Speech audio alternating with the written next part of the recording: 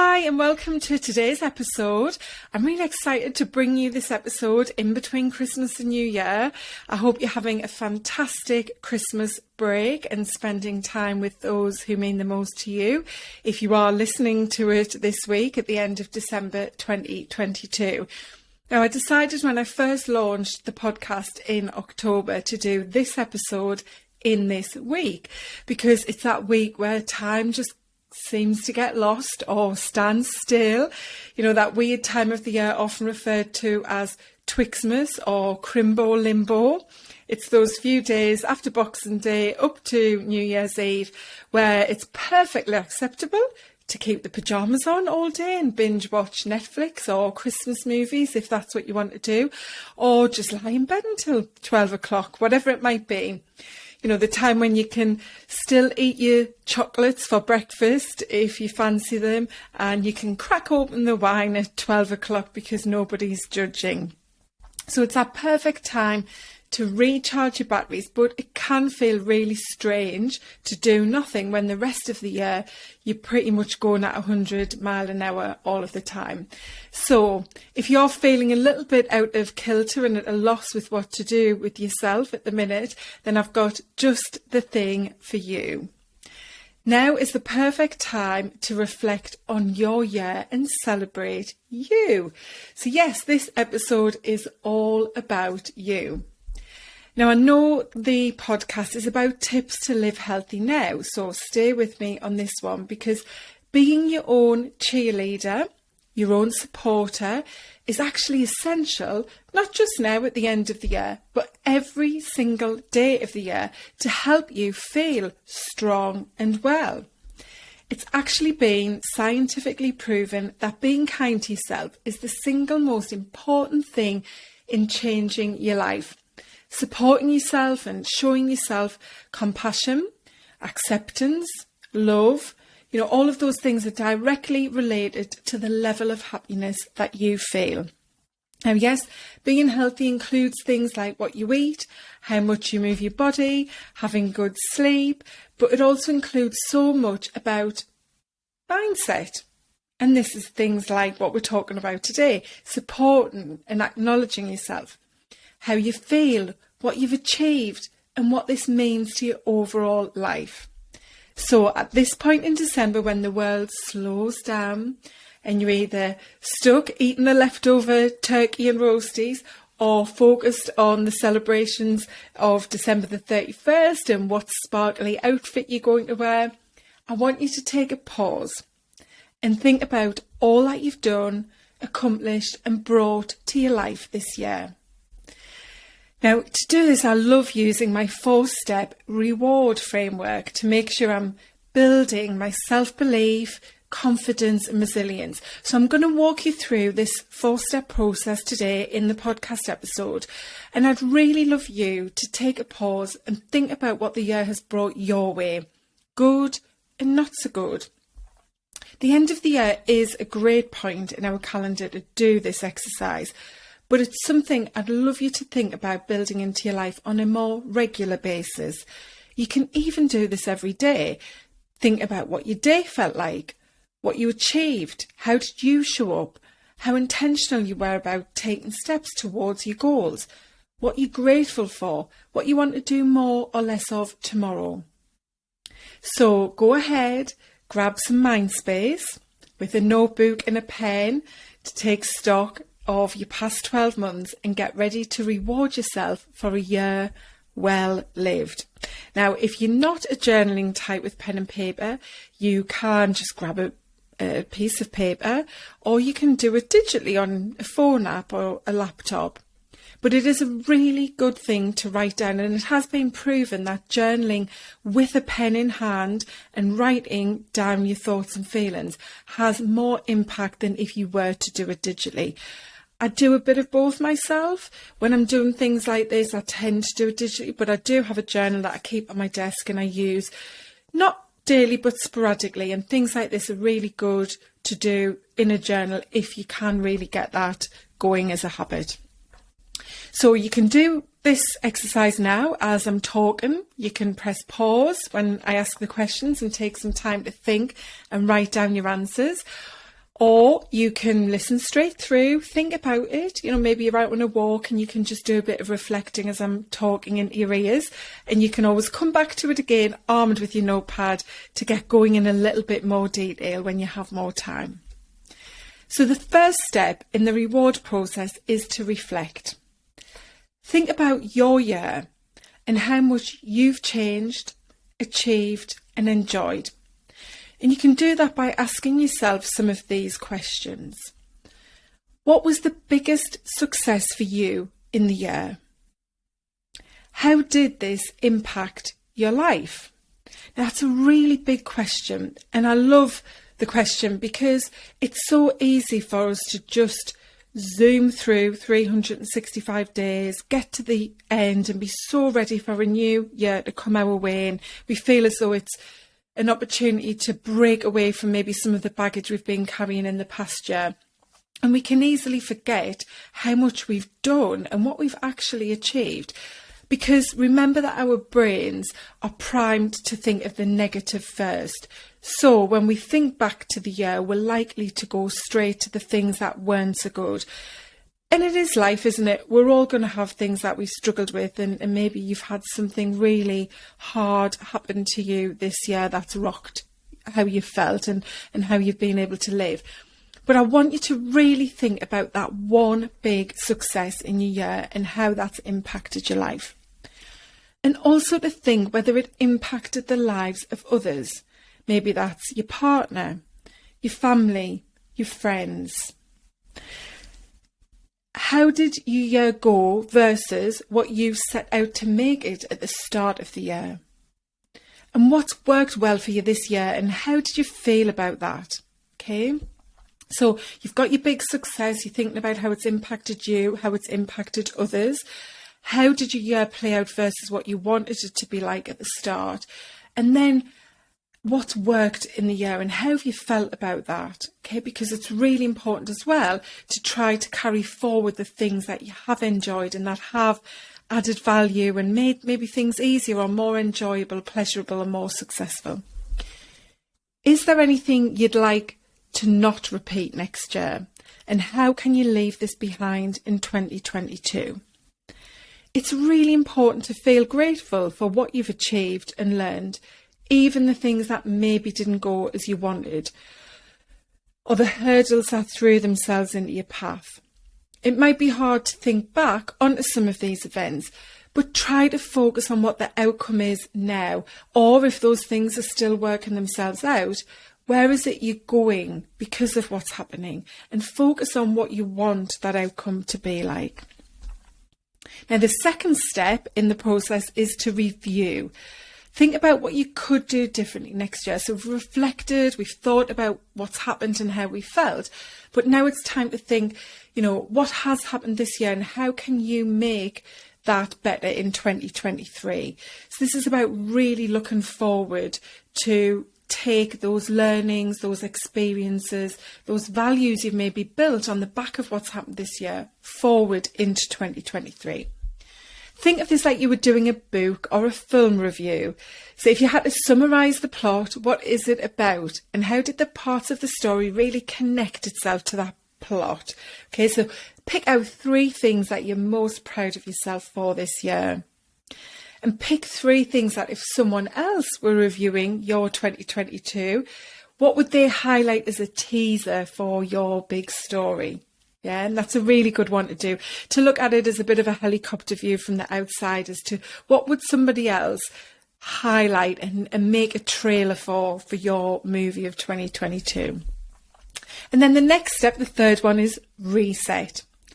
So you take those adjustments and those things that you would like to have in 2023 and you think about how you can really change them. How can you really make them part of your life next year?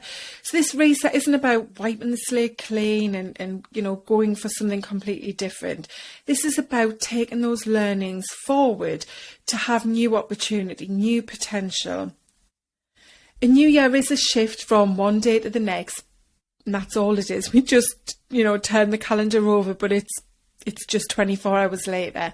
But it can be a really positive time to bring about change and new ways of looking at things and thinking and approaching things. Our minds are set in that way because of how our calendars work.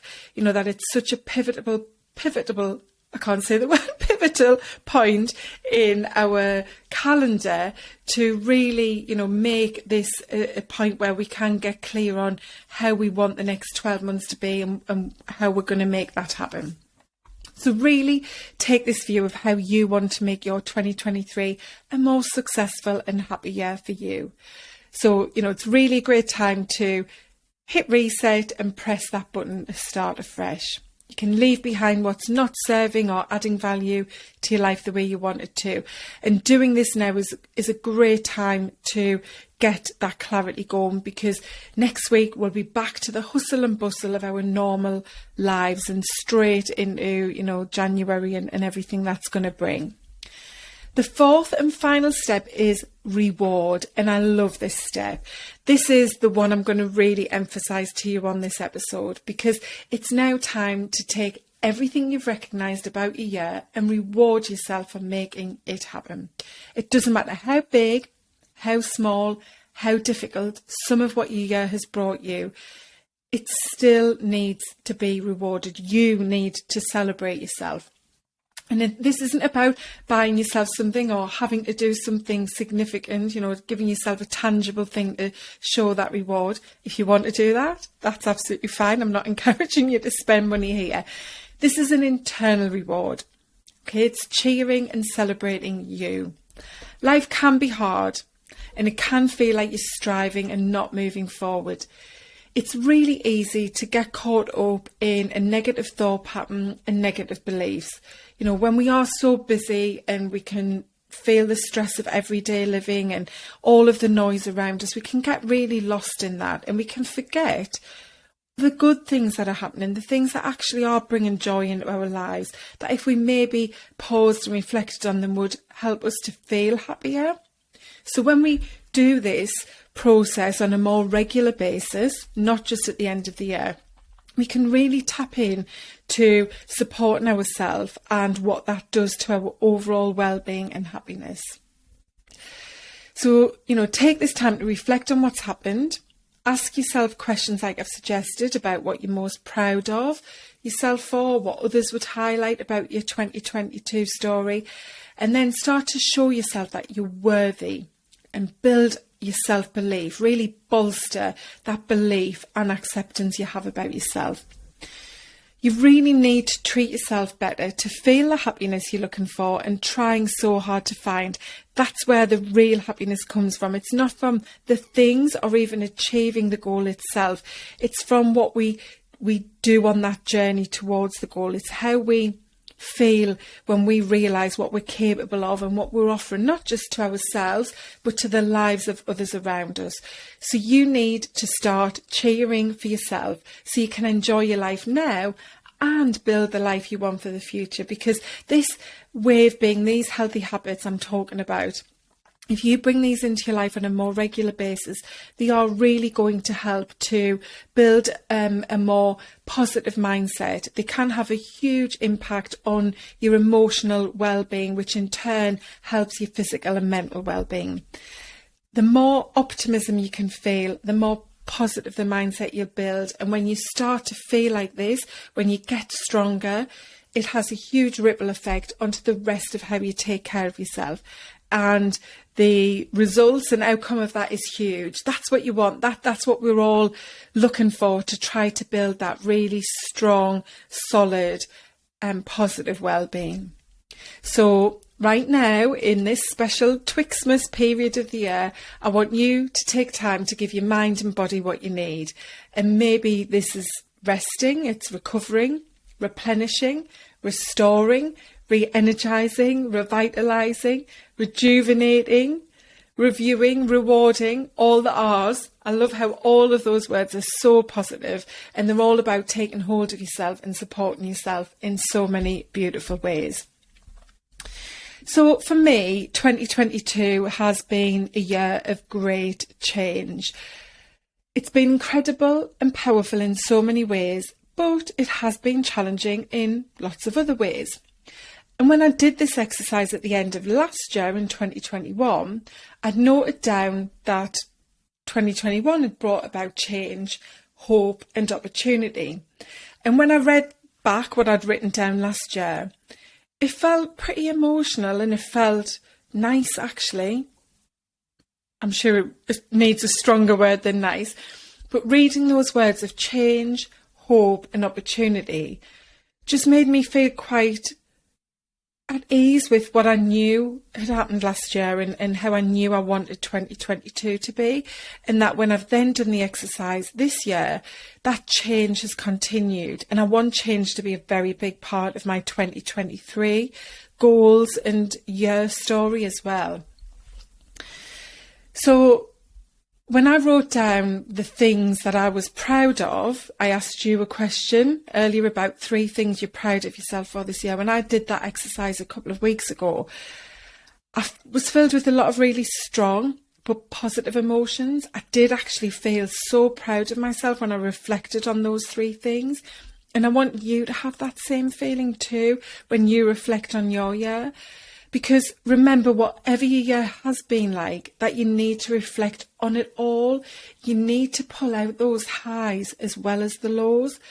And to know that even if the highs aren't that high, they're on the way, that things that are helping you to get where you want to be. They're part of that bigger story of your life. So, what you've learned this year is helping to build those foundations for the greatness and success that you're trying to get in your life. So, change for me has been a big story over last year and this year we're about to end. And for me, that's something which is very important, because change isn't about fixing what is wrong or creating a new you because the original version was flawed. Change is an inevitable part of life for all of us. It's how we are as humans, and it's what we also need to help fuel us with passion, to drive us forward. If we stay stagnant, we will end up where we might be comfortable and we might be content, but we might not feel the true joy and happiness that we want in our lives and that we actually need in our lives to make sure that we are staying healthy. When we have the passion and the drive and the energy, and we're working towards things and we're developing ourselves to do that, and we're working with others to achieve that, all of those things really help to uplift our wellness, to help make sure that our physical health is really strong as well. So for me, when you're in control of change, when you're the one driving it rather than let it take over and run the show, it's very empowering. And I love the word powerful. That's my word going into January, powerful. Because when you feel powerful, you're full of vibrancy and passion and fire, and you know what you want, and you're really, willing to take steps to make that happen and get out of your comfort zone. And all of those things really do help to lift you up, to fill you with energy. And in turn, that helps to make you feel happy. And that's ultimately what I know we're all here for ourselves and for our family. So I really hope that today I've given you that permission to take a little pause. Thank you for listening to the podcast, to take this time to reflect on this, to take more time after the podcast, if you haven't been pausing and writing down as I've gone through it, to, really do something wonderful for yourself, to celebrate you and the things that you have achieved this year, whatever they might be, because you are incredible and you deserve to take stock and reflect on that through this process. So if you've enjoyed this reward framework, then I really hope that you reach out. I'd love you to connect with me on social media. And if you are interested in, building things like this as a habit and really understanding what being healthy is about, I have got my new group program, the Healthy Happy Woman Collective, launching in January. We're going to be starting in the middle of January. It's a very niche program. There's nothing else like it out there. It's not about, telling you how to diet to lose weight. It's not about telling you that you have to exercise and go to the gym to be a certain size. It's not about telling you that you've got to create a new you because it's a new year. This program is about you building a life that is going to help you feel the way you want to feel now and for the rest of your life. And the reason why I've called it collective is because I want women, I want people who I work with outside of this program as well, beyond females, to help others to be inspired, to know what being healthy is really all about and why you need to value yourself and your health and put habits in place to take care of yourself so that you do feel strong, that you do feel empowered, that you do feel motivated, energized, uplifted, and basically love your life and what it has to offer. Because life is short. There's been quite a few things happened recently, not fortunately directly related to people in my family circle or close friend circle, but stories that I've heard that just bring back how short life is and how things can change in an instant. So I want you to get hold of your life. I want you to be in the driving seat, and I want you to really respect yourself and how you feel. And this 12-week group coaching program is going to help you to do that. It's really going to help you to know that you're worthy of being a strong person, to taking care of yourself, and to showing others how to do that as well, especially younger kids if you have them in your family or wider circle. So reach out. I'll pop the links in the show notes as well to the programme, but I would love you to connect and ask me all about it if you're wondering whether it's right for you and, you know, can give you what it is you're looking for right now. So I wish you a very, very happy end of 2022. I congratulate you for everything that you've done, not just for yourself, but those around you this year.